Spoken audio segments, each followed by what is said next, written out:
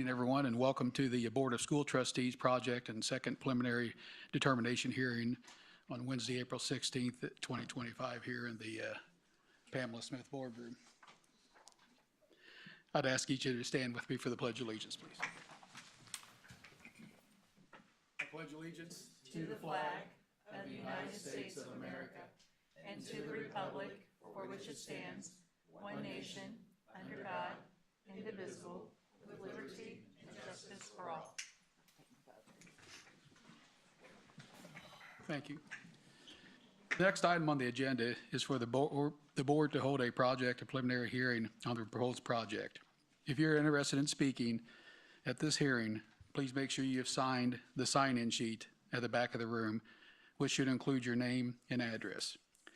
After a presentation by the administration and its advisors, there will be the opportunity for the public to make comments about the project. At the hearing, we will ask each of you to limit your comments to 3 minutes on the topic and be limited to the proposed, which will be limited to the proposed project under consideration. The notice of this preliminary determination hearing was published as legally required. The first preliminary determination hearing was held on April 9th, 2025 at this time.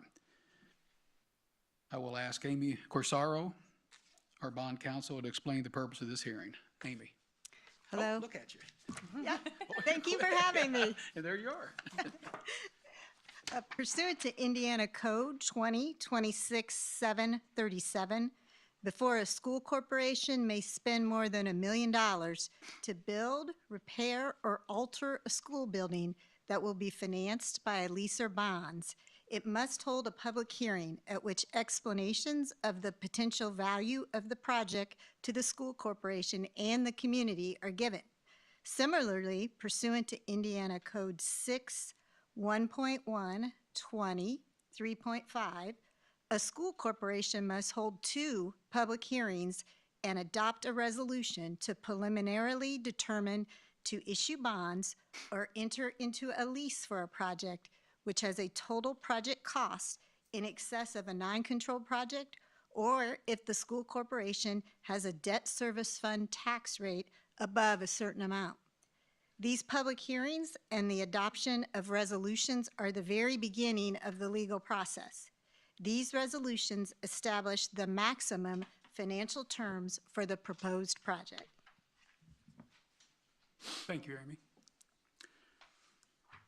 We will now hear from Dr. Brown about the process of determining and communicating the project to the community and the need for this project and how this project meets the needs. Dr. Brown. Good evening. Tonight we stand before you not just to present a project, but to share a story of our community, our children, and our unwavering commitment to their future. This year we've dedicated ourselves to aligning every action with our district's heart, student achievement, valuing every individual, and a relentless pursuit of staff and student well-being. It's this very heart that brings us to the critical issue at hand, the need for a comprehensive early learning center. Imagine our dedicated teachers, the very backbone of our educational system, facing the heartbreaking choice between their passion for teaching and the impossible reality of inaccessible childcare. We've witnessed firsthand the loss of valuable educators, driven away not by a lack of dedication, but by a lack of support. This isn't just a district problem, it's a community crisis. The data paints a vivid picture. Our successful $750,000 grant awarded in the winter of 2024 wasn't just a win, it was a lifeline, allowing us to launch a pilot program for our employees of 3 birth to 3 classrooms that immediately filled to capacity, proving the desperate need. Our community survey echoed this urgency. From 349 community respondents, 58 of them reported a collective loss of 158 workdays in a single month due to childcare issues. Additionally, 120 of the 349 respondents anticipate needing childcare within the next 2 years. Families are driving 50 miles to find high-quality birth to 3 childcare, highlighting the stark reality of Jefferson County's childcare desert. Brighter Futures Indiana identifies 1,119 children under the age of 6 in our county who may be in need of care. And a recent housing study funded by the Madison Economic Development Commission, projects 630 new housing units by 2030, signaling a future surge in young families. However, our elementary schools do not have the space to accommodate any growth in enrollment or additional programs. We are at capacity in our schools, as we identified in our 2023 facility study. But amidst these challenges, we see an opportunity to build upon our proven success. Our existing preschool program isn't just good, it's transformative, with students consistently outperforming their peers by 20 to 30 percentage points on key assessments. We have the knowledge, the passion, and the data to create something truly exceptional. We envision an early learning center, a beacon of hope, born from the vacant E.O. Muncie site, a place currently representing disrepair and a safety concern. This center will be more than just classrooms. It will be an oasis of growth, providing 23 nurturing classroom spaces for children birth to 5. It will consolidate our successful preschool model, currently serving 182 children in 13 classrooms, expanding access to high-quality care for our youngest learners and freeing up much-needed room in our current elementary schools. This isn't just about bricks and mortar. It's about building futures. It's about ensuring our children have the best possible start and that our dedicated staff can thrive in their careers. It's about investing in a community where every child has the opportunity to thrive. And here's the most remarkable part. We can achieve this without placing an additional burden on our taxpayers. Upcoming debt repayments in 2026 and 2031 create a unique window of opportunity, allowing us to make a tax-neutral investment in our community's future. We've seen the transformative power of our preschool program, and we know our children deserve the best. We have a site, a need, and a path to success. We urge you to join us in writing the next chapter of our district story, a story of hope, opportunity, and unwavering commitment to our youngest learners. Let's create a legacy they will carry with them for generations. Thank you. Thank you, Dr. Brown. We will now hear from Jason Tansel, Baker Tilly Municipal Advisors, LLC, our municipal advisor, about how the proposed project will be financed, as well as information about the effect on the typical property taxpayer. Jason, welcome. Thank you very much, and thank you for having me at tonight's meeting. My name is Jason Tansel with Baker Tilly, and we represent the school corporation as your municipal advisor. Now that we've had an opportunity to hear about the needs of the project, we will review how the school corporation could pay for this project through the issuance of a property tax supported bond in an amount not to exceed $28 million. It's important to keep in mind tonight that we are establishing maximums, and these are maximums that we cannot exceed, but we can come down from. They will include items such as the borrowing amount, the repayment term, the maximum interest rate, and the maximum annual payment. We have a presentation here before you that will illustrate how the school's current debt service structure will allow a potential to bring this bond on while replacing payments as they come to their maturity. And I'm actually going to skip this very first slide because it's very difficult to see, but we're going to go to the second slide here. Our second slide is a graph that shows the current bonds that are outstanding of Madison Consolidated Schools. Each bond is represented by its own color, and you can see that there are currently 6 bonds outstanding, and annual payments are approximately $5.3 million. You can see that next year in 2026, payments are decreasing to about $3.5 million, and that all debt of the school corporation is repaid by 2031.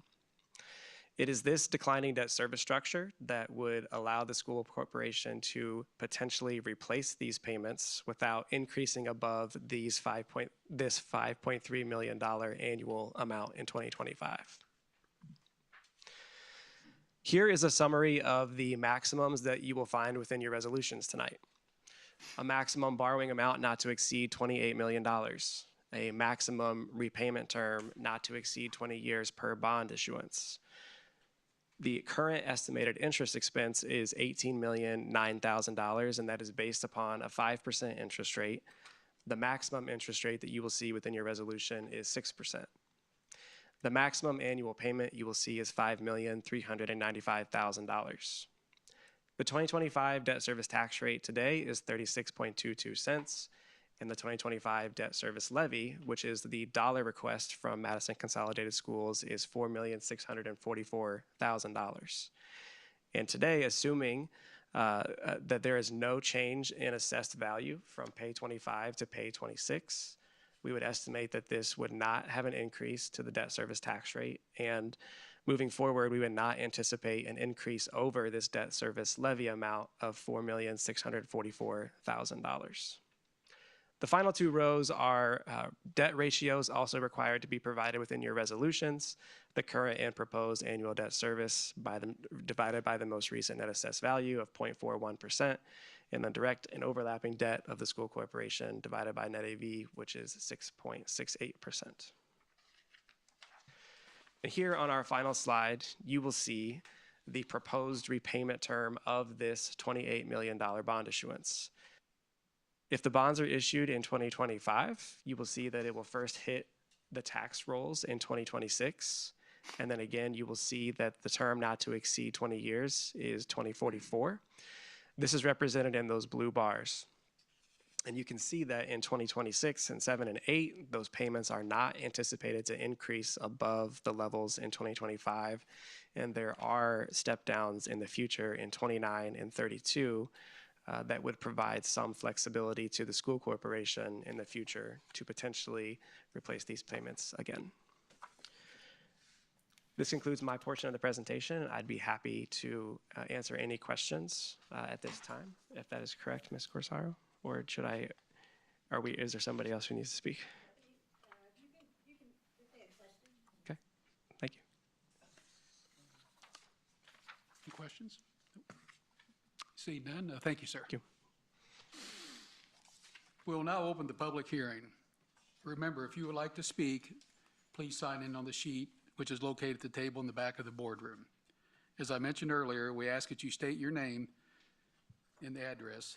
Limit your comments to the proposed project and financing. Keep any comments to 3 minutes and avoid being repetitive if possible. And we have the sign-in sheet here. It looks like our first person to sign in, as a guest, is Amanda Harson. Amanda?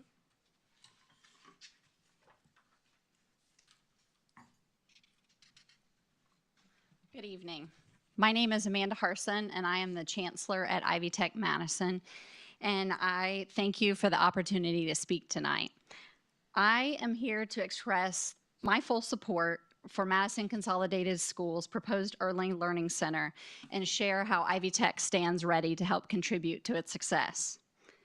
There's no question through the data and through the surveys that access to reliable, high-quality childcare is one of the most urgent needs in our community. Our community continues to face a shortage of early childhood educational professionals, and that shortage affects not only families, it impacts our workforce, our economy, and our ability to grow. Ivy Tech Madison is deeply committed to being a part of the solution. Just recently, Ivy Tech Community College has received a $21.9 million grant for the entire state from the Lilly Foundation, and our campus will receive a portion of this targeted funding to train and credential new and current early childhood educators that could staff your future center. This investment will directly support workforce pipelines for facilities like your proposed and all of the others in Jefferson County. With this support, we'll deliver child development associate credentialing to help prepare new educators. Our campus is planning a full-time role to ensure we're equipping Madison's child care centers with skilled workforce they need, not just for the project, but for long-term success. We know that the Early Learning Center being proposed by Madison, like Dr. Brown said, is more than just bricks and mortar. It's about expanding access and success for children from birth. We're proud that this initiative will build on the strong foundation you've already established with your preschool programs. With your leadership in this investment, we can make a generational impact. On behalf of Ivy Tech Madison, we're ready to stand with you as a partner in preparing the early childhood workforce your families, our businesses, and the children deserve. Thank you for your commitment to our community, and thank you for the opportunity to contribute to this vision. Thank you. Thank you, Amanda. Our next speaker is Holly Robinson. Oh, there she is. I should say Dr. Holly Robinson. It's okay. Good evening. Thank you so much for having me. So Holly Robinson, 1645 North New Jersey, Indianapolis, 46202. So I am here tonight as a pediatrician, as a researcher, and now as a founder of a program here in Jefferson County dedicated specifically to serving infants. We all know through other presentations that childcare is critically important. It was, barriers to having childcare was named in our state survey as #1 to work.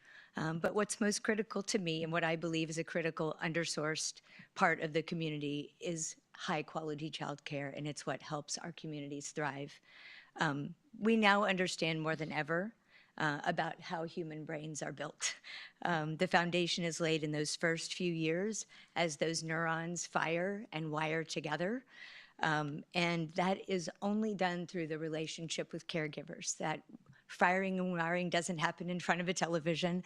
It doesn't happen in front of a computer. It only happens when babies are in a reliable, consistent, and loving relationship with the people that care for them.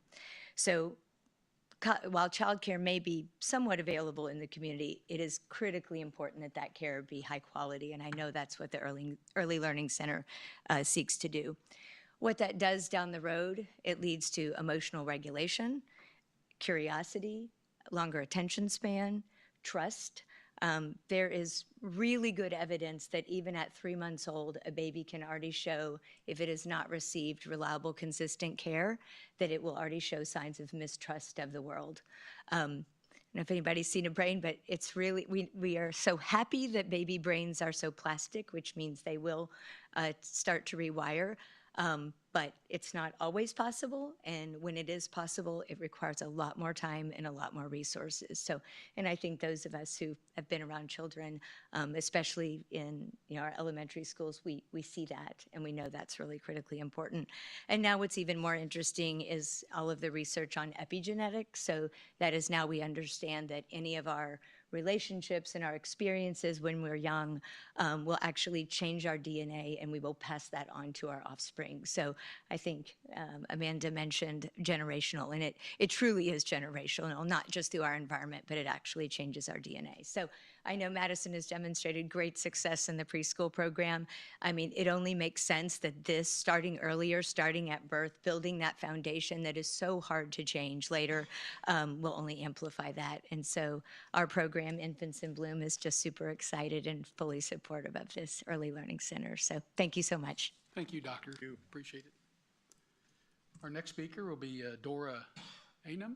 Anum, did I say that right, Dora? Anum, my bad. Animated. Perfect. Good evening, and thank you for having me. My name is Dora Anum. I'm the CEO of Bethany Legacy Foundation. We are your local health foundation, and because we are focused on the overall health and well-being of Jefferson County, we look at issues in this community on a macro level. We just completed a deep community-led initiative to build our strategic plan, and through a lot of listening sessions that had a lot of community partners, childcare was undeniably at the top. And when I define childcare, in this case, it's really around affordable, high-quality childcare, and with emphasis to potentially having a 24-hour access for all 3 shifts of families that are working. The issue was defined through a study as really a workforce issue. When families cannot afford reliable childcare, parents, especially mothers, are forced to reduce hours, which weakens our local businesses, and specifically lower income families are disproportionately affected, and which perpetuates generational poverty, and businesses struggle to fill jobs in that case. I think Dr. Robinson touched on this. Early years of a child's life are critical for brain development, and currently we have limited access to quality childcare, which again affects lower income families. But childcare is also could be an economic engine and attract reliable, and having reliable childcare is one of the factors that parents consider when they look to move to an area. So from a workforce and vibrancy perspective, it's really critical. And having a safe, nurturing childcare environment really contributes to mental health and well-being for both children and parents, which is a top priority for Bethany Legacy Foundation. So essentially, we see the benefit of having a facility like this as checking many boxes, and we call it sort of a force multiplier. Supports working families, enables parents to work and contribute to the economy, boosts school readiness, especially kindergarten readiness. High quality care builds cognitive and social skills and prepares for the future. Attracts young families, is appealing to new residents and talents, helps mental health stability, and reduces stress for caregivers, and fosters healthy childcare environments. So from our perspective, we are 100% in support of this initiative because childcare is not a luxury. It should be part of our infrastructure at Jefferson County. And so we want to work together to build a system that works for parents and families and children. Thank you. Thank you, Dora. Next, I'd like to invite to the podium our Mayor, Bob Courtney.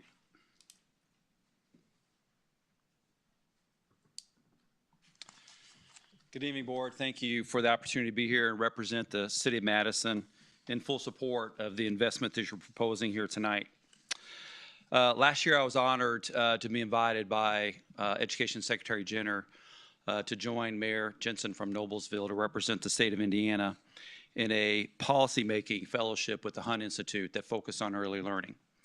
And what was so powerful about that fellowship was learning about how critical we are as a country, and particularly as our community, in the need for better delivery and access for affordable childcare, and the powerful return on investment in early learning. Over the course of a lifetime, what the statistics show is that there's no greater investment that we can make right now than in early learning. The return on that investment in human capital is greater in the years between birth and 5 years old than any other time throughout their lives. So I applaud you on taking this bold step to do this, to make this investment at the sacrifice of other investments you could be making over the course of the next 20 years.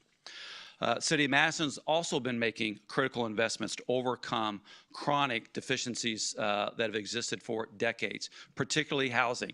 It was mentioned here tonight that we have done our own housing survey. Dr. Brown, I think you mentioned it. And over the course of the next 10 years, we believe, and we are planning for the construction of approximately $100 million of new housing in the city of Madison. That is going to bring in greater population. It's going to fuel our workforce, and it's critical that we have capacity in our schools for the children that these new families are going to bring to our community. So we are fully in support of your investment. It is complementary to ours and what Dr. Harson was stating earlier with Ivy Tech. We need to make these bold steps. The city of Madison is making these investments, and we are partnering with you to make the investments as well. So I support you fully. Hopefully the community will do it. There's no greater opportunity than now for public support of this initiative, and that is really what is going to break down the barriers and make this initiative really viable for accessibility and affordability, which is critical. So thank you. Thank you, Mayor.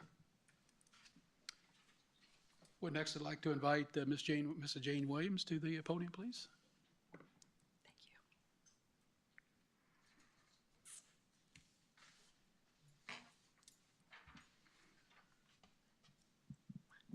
Hello, I'm Jane Williams, and my address is 5567 North State Route 62. So I'm speaking tonight to voice my full support for the proposed child care investment proposed by the Madison Consolidated Schools.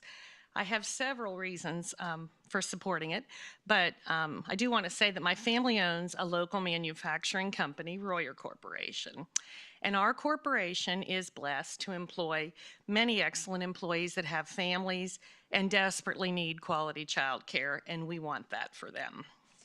In addition, I have 2 grown children and 4 of my 7 grandchildren living in the area, and I really believe they're going to reap the benefits across their lifetime for quality child care for our youngest citizens, for all the reasons that have been stated already tonight. So I want to say that our community is so blessed to have Dr. Teresa Brown leading our schools. We feel like now is the time. She has the vision, she has the energy, she's proved it.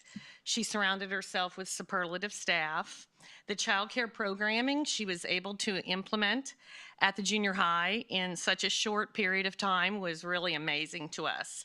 We feel she deserves our full support as she tackles this key issue for our community. Royer has already reaped the benefits of the excellent child care provided by MCS for their employees. One of our very key employees is married to an MCS teacher, and they have utilized the child care located this year at the junior high school for their infant son. And his dad describes, and I got a quote, his experience has been totally awesome. Our son is always happy to arrive and happily reaches for Miss Tracy every morning. The facility is beautiful and always spotless. The staff is highly professional and we get thorough paperwork daily describing his activities. I leave relaxed and ready to work. So we believe that high quality, reliable childcare will help attract and retain high quality employees, as we know it's already attracted high quality teachers.